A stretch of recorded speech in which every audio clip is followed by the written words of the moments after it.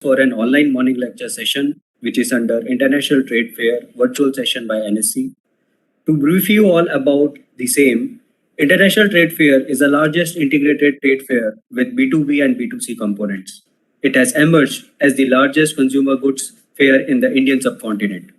The format of IATF has business, social, cultural, and educational dimensions that are waved together where investors and exhibitors, media persons, marketing professionals, social activities, NGOs all come together to explore their objectives. Several government organizations use this platform to spread awareness about their programs and policies among the public.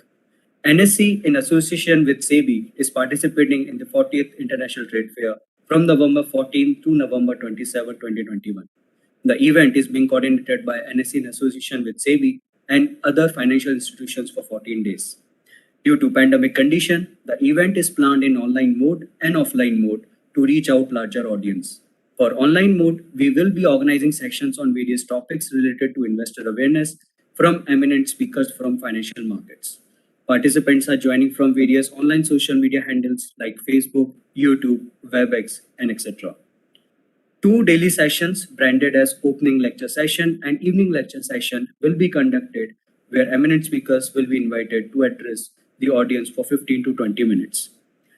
For today, with respect to our online lecture series, we have Mr. Hari K. Sir, Chief Business Officer at NSE.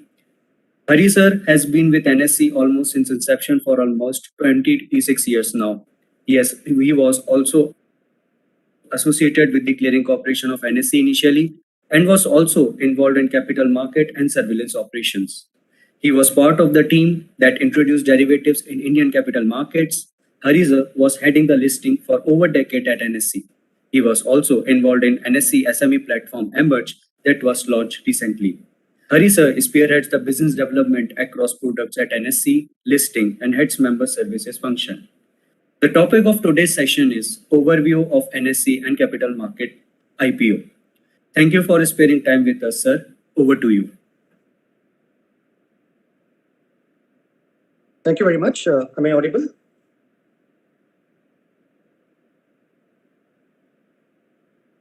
Yes, sir, you are audible, sir.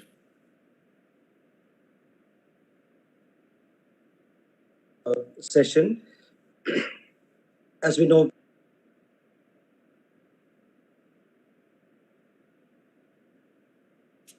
we are the current restrictions. We would love to come and do this session personally as well.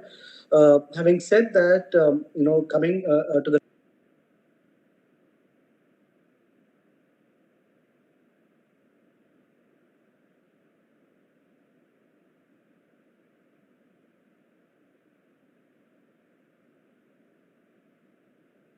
that is called PB FinTech. So there are, if you see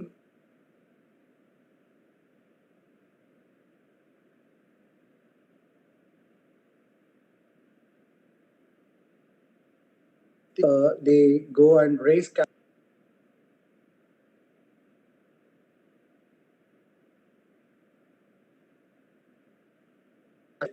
And the new shareholders like retail investors come in.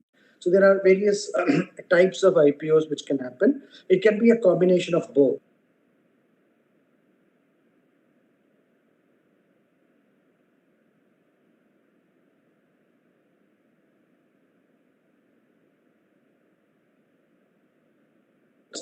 The company doesn't get the proceeds mostly. The proceeds goes to the seller.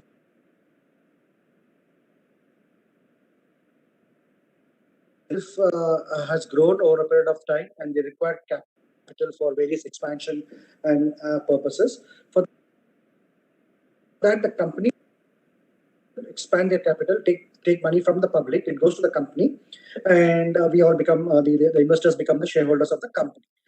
Both the cases, the investors become the shareholders of the company. In one case, the money goes to the company. That is the second one. And in the first case, the money goes to the selling shareholders. There may be some IPOs which has got a combination of both. That is, companies also raising capital.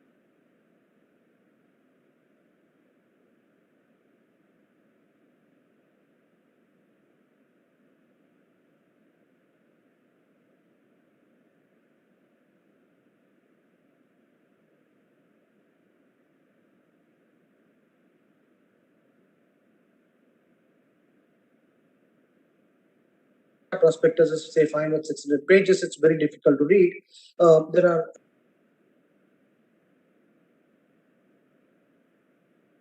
will give you the risk factors, what are being put as a company. So these are all pointers which will help somebody to take a call. And for people who are not very well versed in the capital market, it is always better to talk to an expert and find out about the company. So that's what happens in an IPO. So once the IPO, when an IPO comes, the issue is open for three business days. Then the one day before the issue opens, there is a concept called an anchor investor. The company will go and sell and give the placements with an institutional investors called anchor investors. The anchor investors, whoever participates in the bidding, will not be able to exit the company for the first 30 days. And then after the anchor investment gets over, the issue opens for general public and other investors. So after 3 days, the issue closes. And then there is something called as a basis of allotment. In the basis of allotment, what typically happens is that if the issue is oversubscribed, the lead managers along with the registrars will compile the whole issue and then do come to the stock exchange like NSE and do the basis of allotment, wherein the lucky application numbers will be chosen randomly, and an allotment will happen. And after the allotment happens, the great listing happens. As we normally say, a listing is a start of a journey. A listing is the day when the company comes and starts its journey, while when it gets millions and millions of new shareholders into the fold. So once listing happens, then on the day of listing, say from 9 to 9:45, the process of price discovery happens. That is, the issue is open, and price discovery happens during the time. And after the price is getting discovered, okay, and at that price, the market will start trading from 10 o'clock on that day. So today, these two companies would have started trading at 10 o'clock from the price at which it was discovered between 9 to 9:45.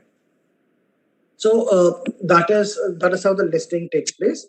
Say from April to April 21 till say October this year, we had about 31 IPOs which has come and hit the market. Just to give you some numbers, we had about 31 IPOs which has come and hit the market.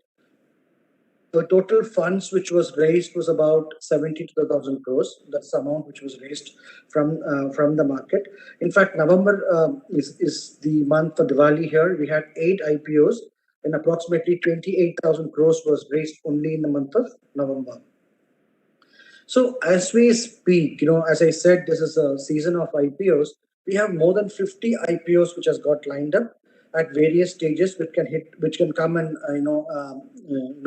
which can come to the market at any time. What we have seen, as many of you would have noticed, what you have seen as a track record is that a lot of new age companies are coming in the IPO market. For example, last week you saw Nykaa getting listed. Today we are getting Policy Bazaar getting listed. And next week you'll get this week itself you may get Paytm getting listed.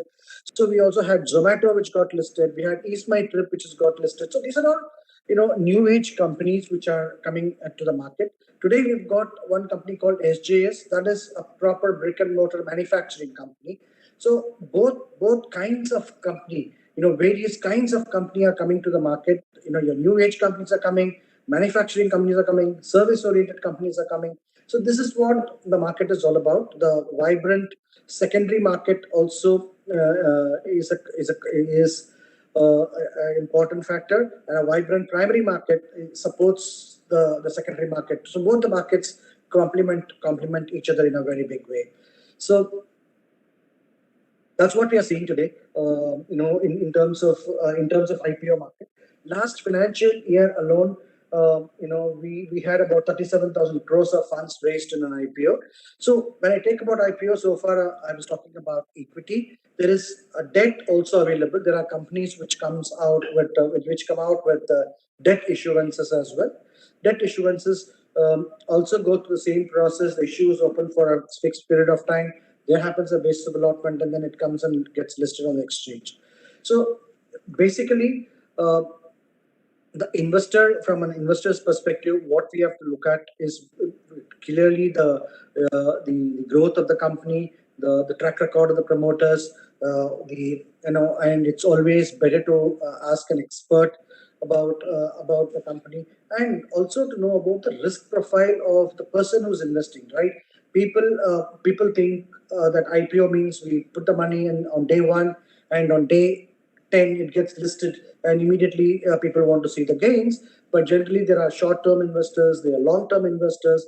Long-term investors are the guys who stay with the company for a longer time to see and participate in the growth of the company. So there are various types of investors, there are various types of people in the market. So India is a very unique market, you can call it, because we have all kinds of participants who participate in the market. For example, there are retail investors, there are domestic institutional investors, there are foreign institutional investors, there are intraday traders, there are high frequency traders, there are many, and all of them contribute almost equally to the market. So there are proprietary traders who trade only for themselves. So various kinds of brokers, various kinds of trading members, various kinds of investors. There are various people with different time frame, different thoughts in mind come to the market, and that's why the market is very vibrant. The market is very liquid. On an average, on a normal day, we do at NSE the volumes in the cash market. We trade about 70,000 crores of rupees. That is the normal trading happens. Typically, what happens is that once a stock gets listed on NSE, we have about 1,950 companies listed on the exchange. As you know, NSE is an exchange which is about 27 years of existence, and we are the number one exchange in derivatives for the second consecutive year. And even in terms of in the cash market, in terms of number of trades, we are one of the top 5 exchanges in the world. So, NSE provides trading through our trading members. Our trading members, NSE trading terminals alone will be available. There are more than 200,000 trading terminals across the length and breadth of the country. So if somebody wants to buy or sell a share, you just got to go and find out who's your NSE member. You can go to our website and you can find out that, or you can find out wherever you can find more than 1,500 NSE members spread across the length and breadth of the country. So what these members will do is will guide you and will allow you to participate in the market, because suppose you have, and for participating in an IPO as well, you got to go to a bank or you have to go to a member who will help you to participate in an IPO.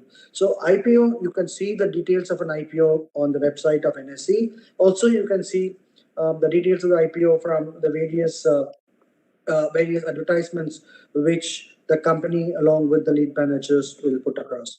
So IPO market is a market which is really done very well. The process of IPO is called the book building process. In a book building process in India, what happens is that the issuer, the company, will give you a range.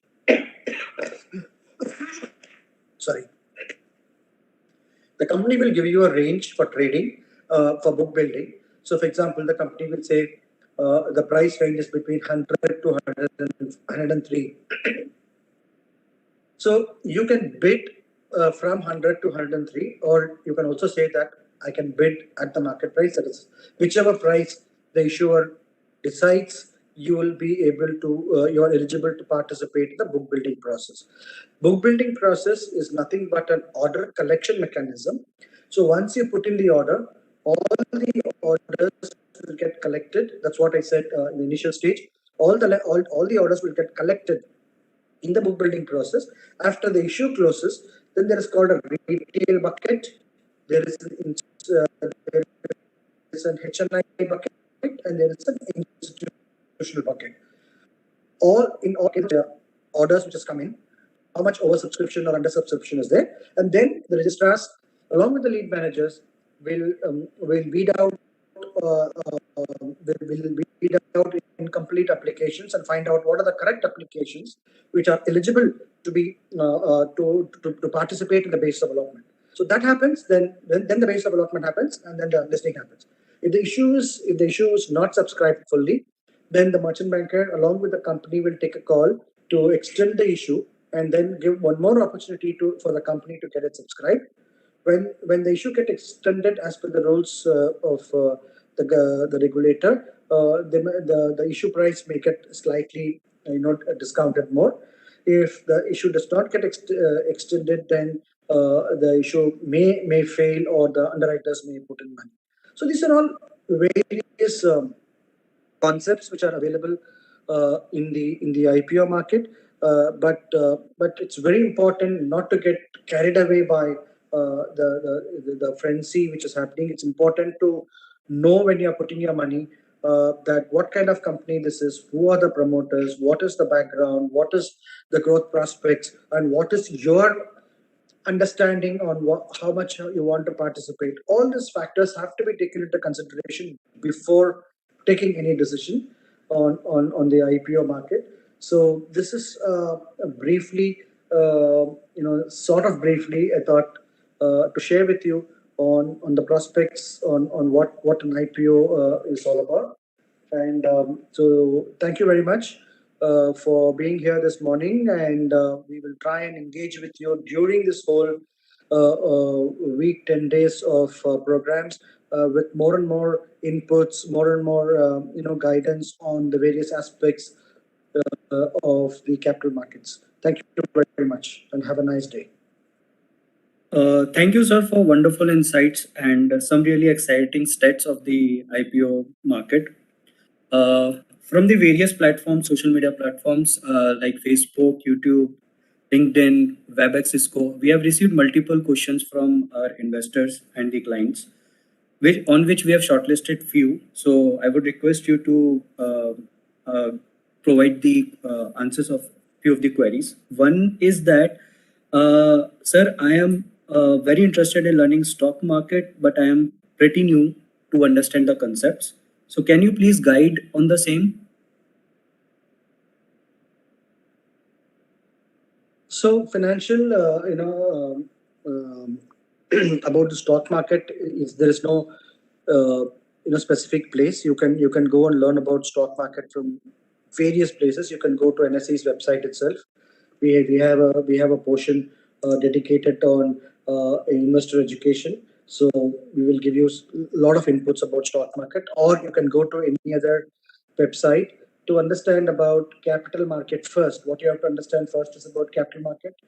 Since you're new, you don't have to go into derivatives market. You just have to understand capital markets, or you have to understand about IPO market, and you go to any mutual funds website, or the AMFI website of the mutual funds. They will also give you a broad understanding of what is a capital market, what is and what does it take to become an investor. One interesting question, sir, is how is the pricing of IPO decided? So pricing of IPO is basically, first you see the numbers, you see there is something called as profitability, and then something called as PE ratio, then there's something called as an industry. Which industry the company is, in which industry or industry issue, and what is the company's financials, and how does it stack there. So these are all basically the theoretical aspect, but the practical aspect is the demand and supply. What kind of company this is, what is the future prospects of the company, and basically the promoters along with the lead managers and along with the institutional investors will decide on the price of the company, basically considering all these factors and also considering the future growth of the company. So these are all. That's why today, when a company comes to the retail market, I told you about anchor investor. So before the company comes and opens the book and says my price band is 100 to 103, that price is determined on the day before the IPO, when the company makes its placement to the institutional investors. So the institutional investors are supposed to be more equipped understand the company's business model and to factor in the pricing and then tell, okay, I am investing in this price. So company takes that price and comes to the market. So before a company comes to the market with the price, one, the company itself along with the merchant bankers have decided the price. Two, the institutional investors who have also done a due diligence of the company has participated on that price. So that's how the price gets determined. There are fundamental factors like the PE ratio, the industry the industry to which it pertains, and also the other factor of demand and supply, and the third factor of the future prospects and the industry in which the company is. Sir, one more question is, can IPO platform be there on the similar lines with OFS platform to reduce the overall cycle? So IPO and OFS are almost similar. It's a very good question. The advantage of doing this is, suppose we do it like IPO, like an OFS. Today the IPO gets over, tomorrow it can get listed. That's the advantage. But OFS is different because the company announces the price before, and the company is already a listed company. So it's much easier. In an IPO, what happens is that the issue is open. In the OFS model, the exchange and the clearing corporation is used for funds paid and payout. In an IPO market, it is the exchange which does an order collection mechanism, and the funds and securities, the funds are routed through the bankers to the issue. So typically what happens after the issue gets over, the bankers to the issue will do all the collection, reconcile the collection with the application, and then come. So it is little more complicated than the OFS. There are a couple of committees which has worked on it. At some stage, you will see a much shorter settlements IPO cycle. It was T plus 15, it's become T plus 10, and then now it's become T plus 5. T is the last day at which the issue closes. So the regulators along with the exchanges are trying to shorten the time from the issue closing to the listing date. At some stage, when we start using the clearing corporation for IPO process as well, a faster listing like OFS is possible. Sir, one more question with respect to the new investors. What will be the right vehicle to enter into the market when we compare IPO vis-a-vis with mutual fund? So what will be the right way for them? No, as I said, new investors may not know about an IPO, so they have to go to an expert. Mutual fund, as I said on the website, also gives you a lot of information for new investors.